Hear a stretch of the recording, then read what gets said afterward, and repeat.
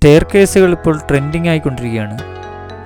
ഇരുമ്പ് സ്റ്റെയർ കേസുകളാണ് മിക്ക വീടുകൾക്കും ഇപ്പം സജഷൻ വരുന്നത്.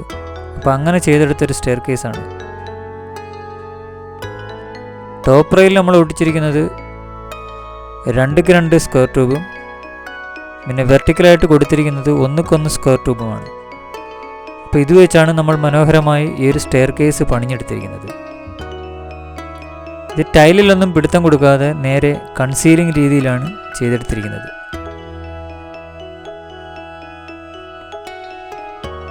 നിങ്ങൾക്ക് എല്ലാവർക്കുമുള്ള സംശയം പോലെ വീട്ടുകാരും ചോദിക്കാറുണ്ട്, ഇരുമ്പ് സ്റ്റെയറിനാണോ ചിലവ് കുറവ് അതാ സ്റ്റീലിനാണോ എന്ന് ചോദിക്കാറുണ്ട്.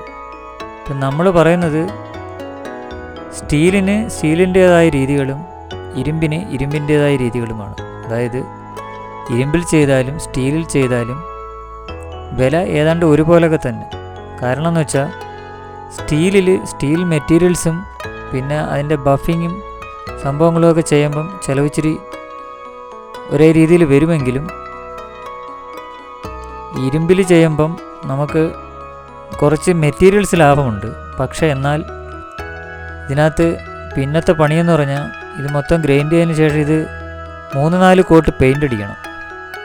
ആദ്യം പ്രൈമർ അടിക്കണം, പിന്നെ പ്രൈമറിൻ്റെ ചിലവ്, പിന്നെ ഇതിന് കളറും അടിച്ചു കൊടുക്കണം, ആ കളർ പെയിൻറ്റിൻ്റെയും ചിലവ്. അപ്പോൾ ടച്ച് മാറും.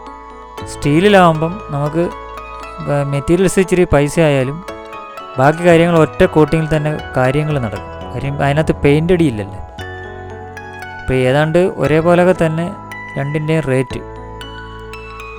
പിന്നെ കാലം മാറുന്നതിനനുസരിച്ച് കോലം മാറണം എന്ന് പറയുന്ന പോലെ നമ്മൾ ട്രെൻഡിങ് മാറുമ്പോൾ അതിനനുസരിച്ച് മാറിക്കൊണ്ടിരിക്കണം. മിക്ക വീടുകളും ഇതേപോലെ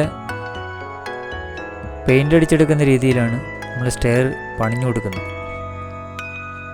അപ്പോൾ നമ്മളെ വാളിനനുസരിച്ച് നമുക്ക് ഇതിന് കളറ് സജസ്റ്റ് ചെയ്യാൻ പറ്റും. ഇപ്പോൾ ഈ വീടിന് ഫുള്ള് വൈറ്റ് ആയതുകൊണ്ട് നമ്മൾ സ്റ്റെയറും ഫുള്ള് വൈറ്റാണ് സെലക്ട് ചെയ്തിരിക്കുന്നത്. ചില ഭാഗങ്ങളിൽ നമ്മളിത് ടോപ്പ് റെയിൽ ബ്ലാക്കും പിന്നെ വെർട്ടിക്കലായിട്ട് ഓടുന്നത് തേക്ക് ഡിസൈനും കൊടുക്കും. അപ്പോൾ ഈ വീട്ടിൽ ഫുള്ള് വൈറ്റായത് കാരണം സ്റ്റെയറും നമ്മൾ വൈറ്റാണ് അടിച്ചു കൊടുത്തത്.